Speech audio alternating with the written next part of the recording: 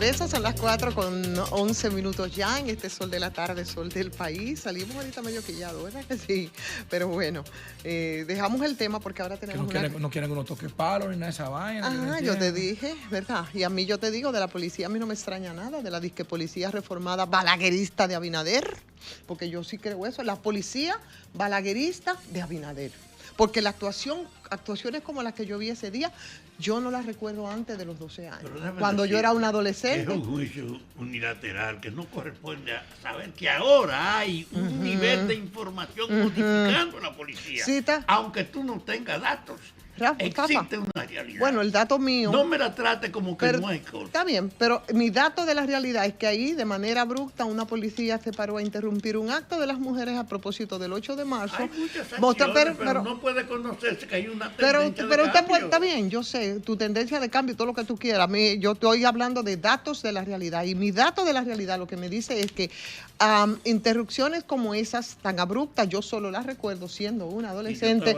Está bien, pero permíteme terminar, porque yo, si hablamos los dos juntos, entonces yo no termino, no entendemos. Entonces, yo no había visto eso desde esa época. Entonces, por eso yo digo que actuaron como una policía balaguerista, es como una especie de la policía balaguerista, pero de Abinader, con todo y reforma, que debió entonces demostrarse ahí, por lo menos ser menos ignorante y escuchar mejor. Entonces, eso es intolerable. Lo que no te quieres tú y no te gusta es que yo diga que es la policía, pero es la del gobierno de Abinader, que está implementando la reforma. ¿No puedo decir que es de otro, Fafa? Claro. ¿Es esa? Tú estás borrando la idea de decirte lo mismo que ayer. Y yo no sé si eso peor ahora. Yo no sé si peor ahora. Yo no sé si es lo mismo, pero actuaron como tal. Claro. Y eso no lo puede usted negar, que estuvo ahí y estuvo entonces. Y, los abusos y fuiste muy reprimido entonces. Entonces, es así. Como yo reconozco muchas cosas, yo no puedo tampoco, porque mi balanza no se puede inclinar para un lado. Inclínese usted, pero no me quiera obligar.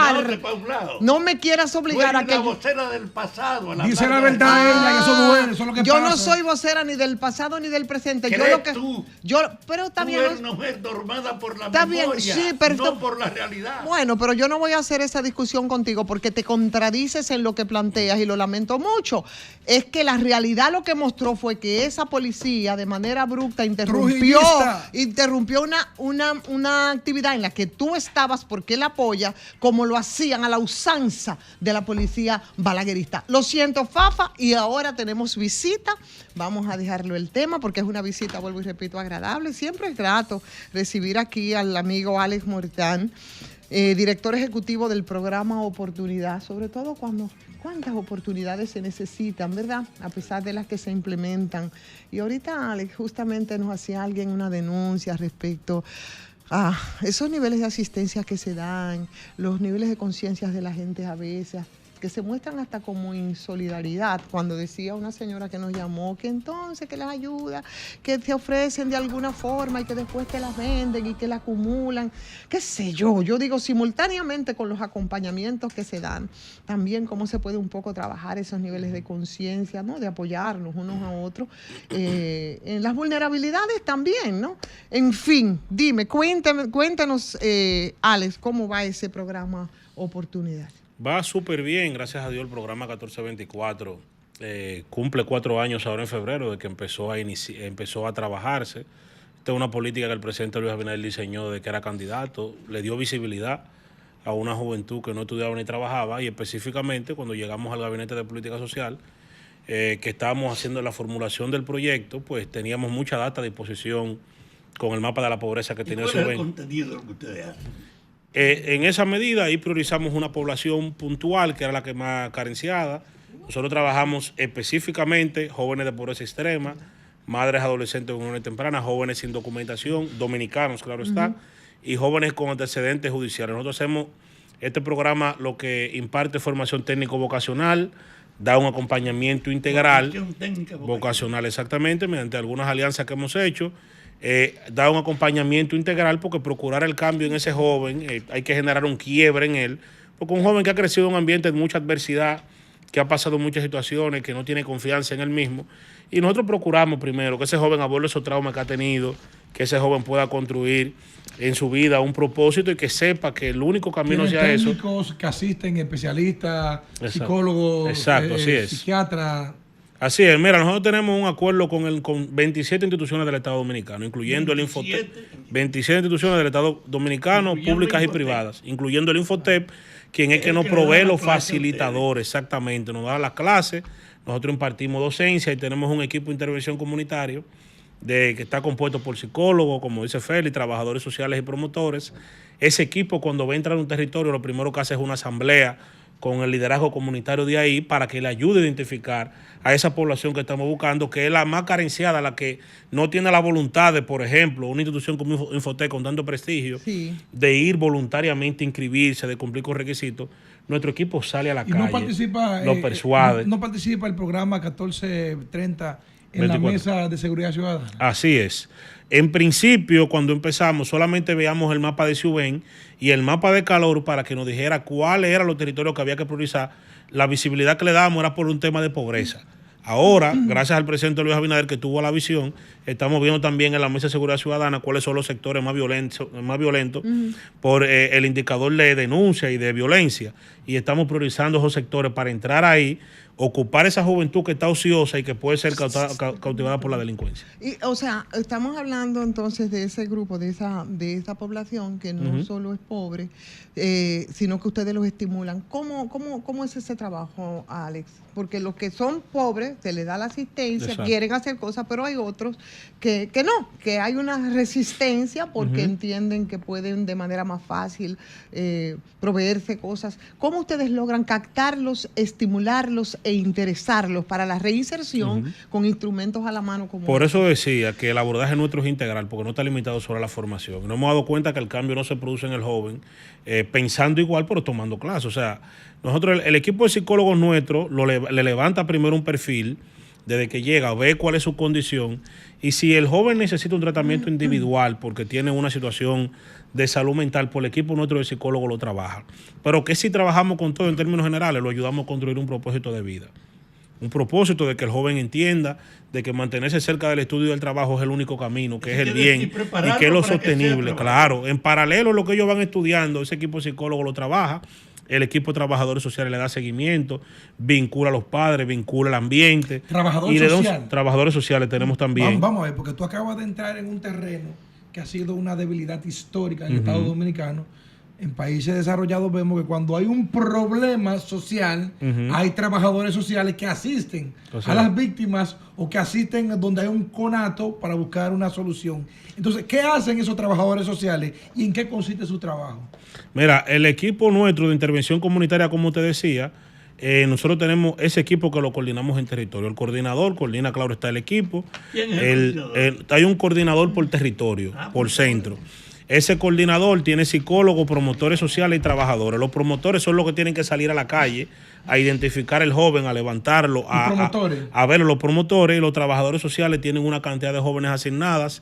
Ese trabajador social es que tiene la gestión a nivel de liderazgo comunitario, la vinculación con ellos, es quien también identifica a los padres. En toda la provincia. Así es. Este programa que tiene 4 años operando, tiene 143 centros a nivel nacional, está en la 31 provincia del Distrito Nacional. Yo quería preguntarle, Alex, porque justamente en estos días he estado manoseando y trabajando el tema de las deportaciones, que, como usted sabe, con las nuevas políticas, por ejemplo, de Trump y las deportaciones masivas, aunque aquí nunca han cesado, aquí se da un tema, que es el tema del estigma social para las personas deportadas, a veces en muchos casos muy jóvenes, y le da mucha brega para reinsertarse, sobre todo al mercado laboral. Esos podrían ser quizás un blanco de público para ustedes en la ayuda, a pesar de que no son personas que aquí reinciden, porque los levantamientos que se han hecho en las cárceles así lo demuestran, pero ese público estigmatizado socialmente, que en muchos casos ni siquiera es deportado por un problema de delincuencia o de criminalidad, sino por problemas menores como su estatus. ¿Eso puede ser o ha sido de alguna manera experiencia de ustedes en ese trabajo? Según los registros no lo he visto, ya nosotros hemos impactado más de 40,000 jóvenes. Este programa ha graduado 15,092, tiene 4,244 solamente esperando una fecha que el presidente nos asigne para graduar del Gran Santo Domingo y el este del país. Sí. Pero todavía, según registro, no he visto. Sí hemos tenido muchos jóvenes con antecedentes judiciales, que como usted dice, doña Ivonne, en los barrios y esos jóvenes están estigmatizados. Por eso son perfectamente identificables a través del liderazgo comunitario de ahí, porque son jóvenes que ya cometieron un error y que ya la sociedad, para ellos, su entorno ya es un desecho. Es el joven que su única salida es volver a delinquir, porque no hay nadie que le dé ni le brinde la confianza. Ese tipo de población es que la que nosotros trabajamos, y quizás nosotros tenemos unos criterios de prioridad de los estudiantes que vamos captando. Ese pudiera ser, en el caso que se presente, eso yo creo que pudiera ser un joven que pudiera ser priorizado en un territorio, pero hasta ahora que yo recuerde no lo tengo a la mente. Sí. Ale, tú sabes que estamos hablando de que su programa se incrusta en la sociedad, pero en la sociedad donde más se necesita, que en los barrios pobres.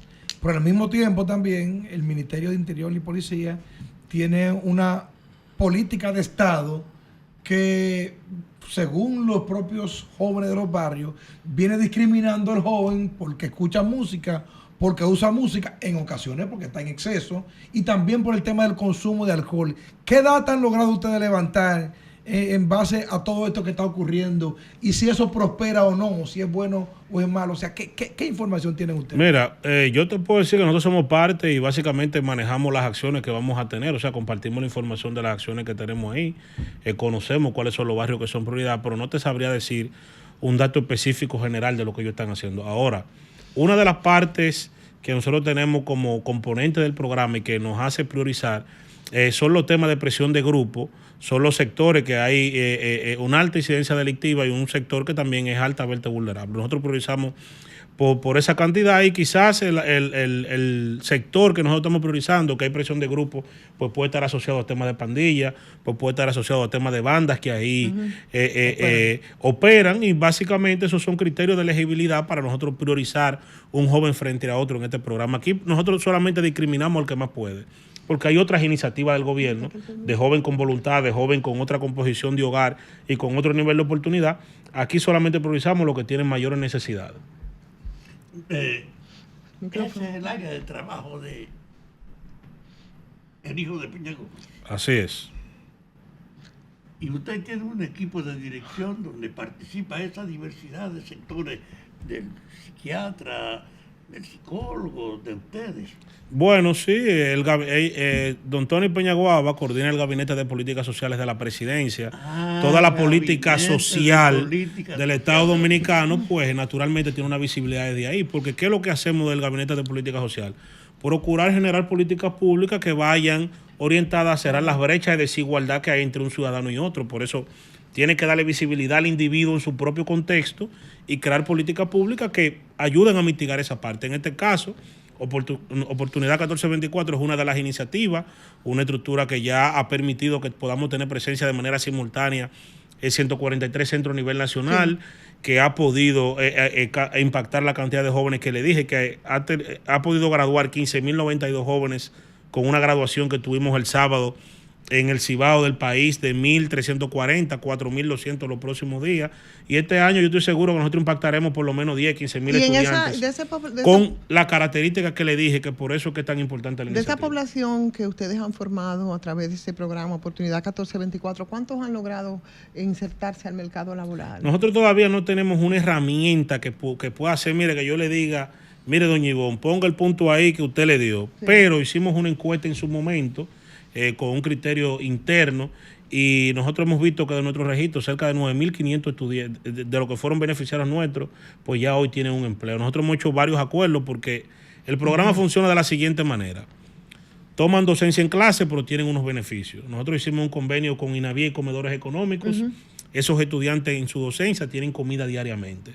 Sabíamos y veíamos que nos habían dicho de parte de ellos que tenían una preocupación con relación al tema de la alimentación en su casa. Aunque no trabajaban o no estudiaban, pero era una preocupación para ellos. Tenemos un convenio con el Plan Social de la Presidencia y le damos 4 kits especiales que nos hace el Plan Social mensualmente. Le damos un subsidio de 1,000 pesos que está totalmente condicionado. Por eso no es asistencia. Este es un programa de protección social porque la condición para el joven recibir los beneficios está en aula, está cumpliendo, está en su clase. Mientras estén en aula, mientras esté en aula y esté cumpliendo, beneficio. Terminó el programa, terminaron los el apoyo que se le da. Y el joven, cuando termina, pues va a una pasantía remunerada que la pagamos nosotros también. Otros optan por un emprendimiento, la La apoyamos. pasantía remunerada la pagan ustedes. La pagamos nosotros. ¿Se la pagan a la empresa? No, a él, al estudiante. Directamente. Al estudiante. Nosotros tenemos un comodato, un contrato que hacemos con la empresa. ¿Empresa privada o un pública? convenio privada, la mayoría. Okay. Nosotros ahora en los próximos días firmaremos un convenio con el Ministerio de Industria y Comercio y la Asociación Dominicana de Zonas Francas, porque estamos procurando eso mismo. Esas empresas que están procurando más mano de obra calificada en su área, buscándole la posibilidad de que el joven después de la pasantía un mayor porcentaje se quede. Se queda mucho. Pero a la medida en la que identificamos esos nichos de oportunidad, pues el joven más fácil se va a quedar. Y hemos hecho. Eso lo resuelve Infotec a ustedes. ¿Cuál parte? La calificación de los. Claro, la formación, claro que sí. Entonces, yo una cosa. Dile a tu jefe, que digo yo, un periodista y aquí que lo conoce bien, que lo que ustedes hacen se conoce poco.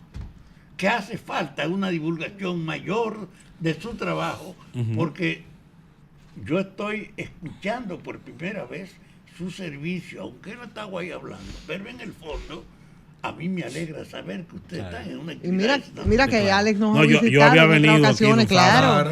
Y vine aquí, estaba Félix. Y conversamos muchísimo claro. con Alex, porque la verdad es que ese es un programa bonito. Yo Interesante. te lo decía la última vez que vino usted, Alex, porque de verdad es un programa muy bonito. Si se hace, mira, de corazón, Sí, claro. de entrega, mucho más allá de que eso implique, bueno, parte de una responsabilidad laboral, la satisfacción que puede dar Así que tú es. logres Muchísimo. el rescate de esos muchachos y muchachas y que tú logres formarlo y que después esas personas se inserten al mercado laboral y por supuesto como entes productivos a la sociedad. No, y no solo eso en lo personal, Doña Ivonne, eso es uno muy habla aquí de satisfactorio. estadística, pero en mi caso, que tengo la posibilidad de Sí. ver que eso es gente de carne y hueso, que es gente con Además, necesidades. eres joven también, Uno hasta como ser claro. humano pues se convierte en una persona más empática, entiende más la sociedad y realmente toma más conciencia de que como servidor público una acción, una omisión que podamos tener, pues impacta de manera negativa o positiva en la vida de mucha gente.